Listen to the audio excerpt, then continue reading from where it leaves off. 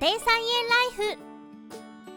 和光市で菜園をやってます下道です。今日は追肥より大切ないちごの冬越し前の重要作業についてご紹介していきたいと思います。皆さんいちごを栽培してますとあまりこの時期は変化がないので心配に思う方もいらっしゃるかと思います。しかしいちごというのは冬越しに備えて休眠に入っていきますので、この時期は大きな変化がなくても全く問題ないと思います。心配で追肥をあげたり水やりをしたりそのような作業をしてしまうと悪影響が出てきますので十分注意してみてください。今日はそんな作業よりも重要なポイントについてご紹介していきたいと思います。最後に質問にもご回答していきますのでぜひご覧ください。では行ってみましょう。では現在のいちごの状況からご紹介していきたいと思います。11月まではどんどん光合成をして葉が展開して成長点からも新芽が出たりしております。いちごの古い葉が枯れるまではたくさん日光を浴びさせて根に養分がたまるように栽培していきましょう。こちらの株をご覧ください。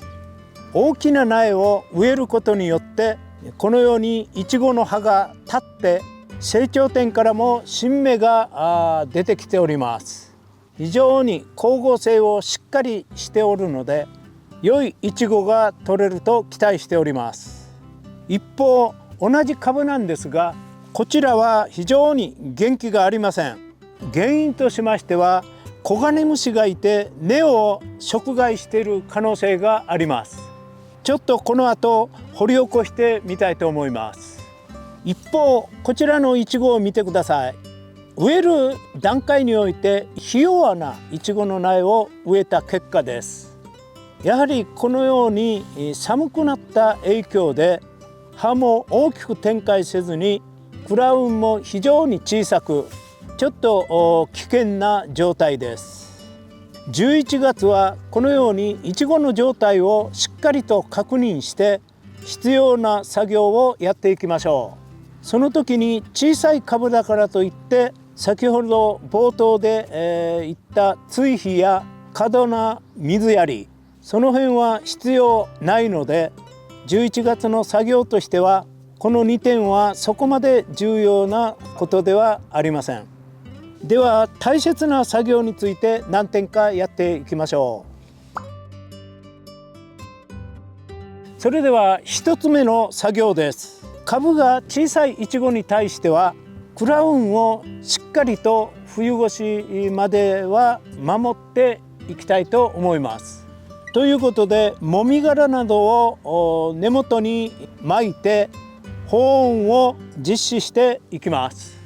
こちらのいちごのクラウンをご覧ください。ほとんどわからないくらい小さいクラウンです。このままですと冬の寒さにあたりダメージを負う可能性がありますのでもみ殻や燻炭などで保温をしていきたいと思います。ではやってみましょう。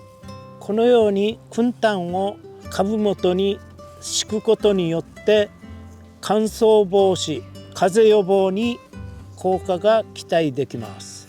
燻炭であれば地温を上げる効果も期待できますので使ってみてください。完全にクラウンが埋まると問題がありますのでこの程度にしておきます。藁などを使っても構いません。とにかく成長点のクラウンを守るように工夫してやってみてください。この時期葉が枯れる場合はまだ摘み取らずそのままにしておきましょう。それだけで風対策になります。やってみてください。続いて2つ目の作業です。植え付け後 2,3 週間で異常がある場合は植え替えなども検討していきましょう。いちごの苗はまだホームセンター等で入手できます。うまく活着してなかったりコガネムシの被害に遭っている場合は早めに植え替えが必要です。被害に遭っている時はなるべく大きな頑丈な苗を手に入れて植え替えをしてみましょう。こちらは先ほどのイチゴですが、葉も黄色くクラウン付近も弱々しくしなっております。コガネムシがいると思われますので、一度掘り起こしてみます。こちらの根を見てください。非常に根の本数も少なくて短い状態で、原因としましてはコガネムシの食害か根腐れが発生したかどちらかだと思われます。いずれにしてもこのまま植えておいてもイチゴはよく育ちませんので、植え替えをしていきたいと思います。このようなイチゴを早めに見つけることも重要な作業です。残念ながらコガネムシはいませんでした。このような状態の時にはほぼコガネムシが出てくるんですけども、どっかに逃げたか他の要因で枯れたかどちらかだと思います。3つ目の対策です。アブラムシ対策です。アブラムシはクラウン付近に潜んだまま越冬することがありますので、11月はそのような個体が残らないようにしっかりとチェック作業をしていきましょう。こちらを見てください。このようにクラウン付近にアブラムシがいないかをチェックしてみてください。この中に潜んで越冬することがあります。これは冬場は常に注意して観察を怠らないようにしてみてください。現在はいないようですね。発見した場合はハケなどで払い落としましょう。それではご質問にご返信していきます。こちらのイチゴの動画にコメントをいただきました。下道さんは、イチゴの苗はご自分で取られますかというコメントをいただきました。毎年イチゴの苗は自分で作っております。5月の中旬ぐらいに収穫が終了しましたら、株を取るための親苗を作って、それから9月頃になりましたらランナーを切ってから一本一本畑に植えて株を育てております。それを10月の中旬ぐらいまでに植え付けを終わらせております。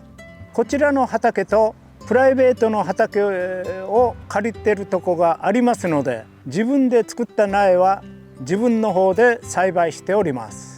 またその苗も来年以降ご紹介していければと思ってます。今日は追肥より大切なイチゴのお世話作業についてご紹介しました。この動画が面白かった方はチャンネル登録といいねボタン押してください。ではまた。バイバーイ。